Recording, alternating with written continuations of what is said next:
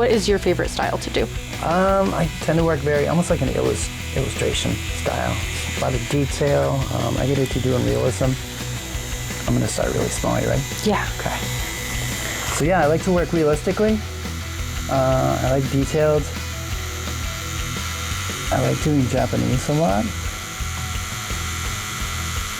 Floral stuff, anything with a lot of just detail and dynamic line work and color. I get into color theory. I do a lot of oil painting, and so I bring that into what I do as an artist too.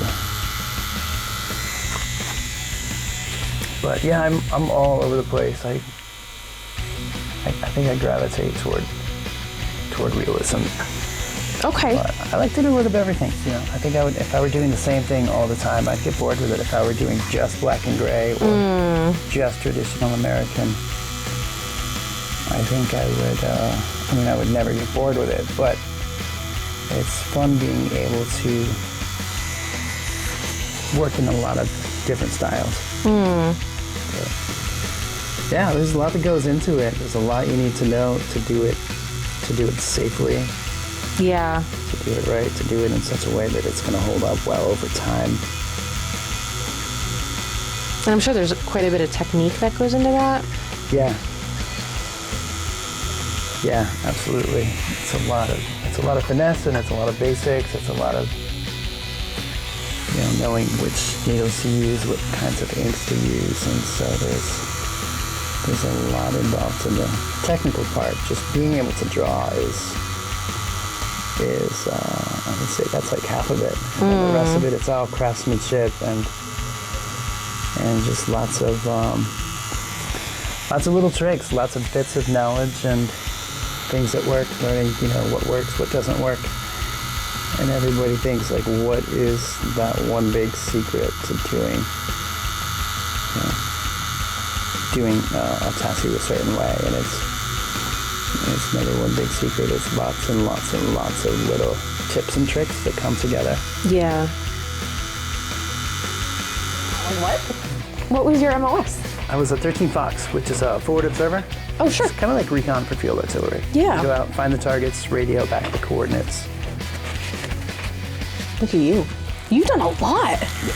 So yeah, I was a forward observer. I started off artillery, and the Connecticut units, when they were doing the Iraq push, they got rid of the field artillery to bring in MPs and chemical decontamination units. Mm-hmm. So they kind of disbanded the field artillery, and they sent all the gun batteries up to the units in Massachusetts. And so anybody that was on a gun crew, they were able to reclass and get a different MOS. But for my job, we can do the same thing for mortars. Mortars are basically portable field artillery. So that's an infantry thing. Yeah. So all the forward observers, we just got rolled into an infantry unit, and we worked with the mortars, we worked with the scouts, and eventually they just kind of pushed us toward the mortar platoons. So wow. Became 11 Charlie, which is mortars. Yep. And yeah, I was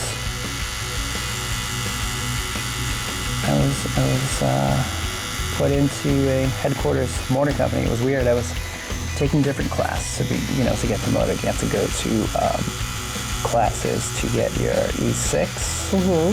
So I was going for my 6. I was going away from my unit for about 6 months. And the original plan was we were going to go to Kosovo in 2007. And so wait for 6 months. And then after that 6 months, instead of doing the usual 2-week summer camp where they go to Fort Dix and run around in the woods, I had gone to mortar school to reclass into the mortar platoon. So I was gone from that. It was probably 6 or 7 months that I was gone from the unit. Got back to drill one day. They were like, "Hey, welcome back. You've been promoted to staff sergeant. Oh, wow. You are now in the mortar platoon. And we're no longer going to Kosovo in 2007. We're actually going to Afghanistan in 3 months." Oh my God. So yeah, that was that was a lot to swallow at once. Yeah, that's a lot. I hear that a lot, though. Unfortunately, they just kind of They don't really give a crap. Yep. Here's your, it's like, take care of your bills, put your stuff in storage if you need to. yeah, get your crap Get it together. down. So yeah, we deployed in 2006, actually, right at the tail end of 2005. And we did 4 months at Fort Bragg, and then we did a year in country, Ghazni, Afghanistan.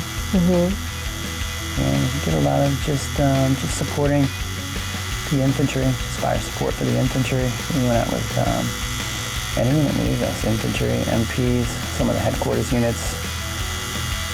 We did fire support on the base itself. So a little bit of maneuver, a little bit of base defense, a little bit of fire support from the base. Now, instead of kind of being that person asking what, was your toughest experience, can we talk about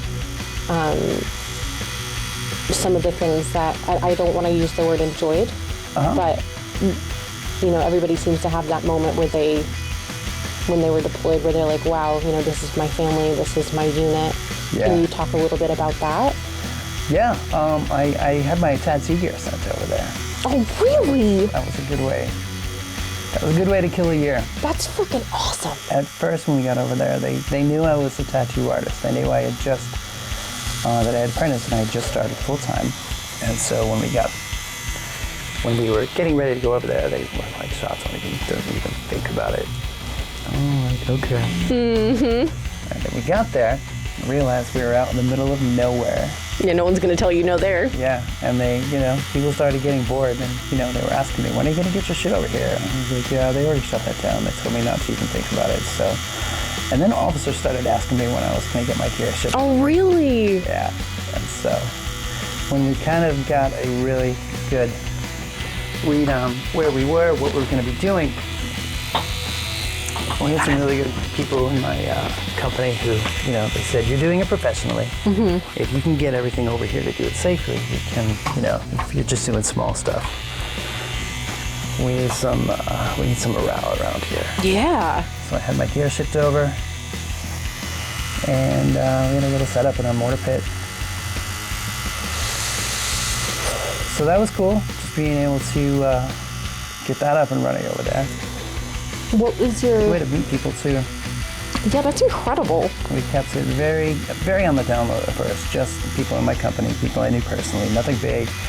No giant sleeves, no big back pieces, just, little ones that could easily be hidden and also not something that's going to interfere with having to wear body armor and 50 pounds of gear. Yeah, because that's something they would have to think about, if you guys have to... Yeah, but yeah, word got up quick. I started getting a lot of people from other units were coming to me, seeing if they can get in. There were actually people doing it. There was a guy in one of the active duty units in the 10th Mountain who we were working with. He was a tattoo artist. He was full-time Army, but he, I don't know if he owned a shop and worked part-time when they weren't training, or if he worked part-time. I'm pretty sure he owned the shop, but he had heard about me, and I had heard about him, and we ran into each other and immediately figured it out. So we got our resources together. He had some stuff sent over, I had some stuff sent over, and we had a nice setup over there by the time we put our resources together. And so it was him and me and a couple people he knew who were apprenticing, who had worked with him over at his shop, and so it was cool. But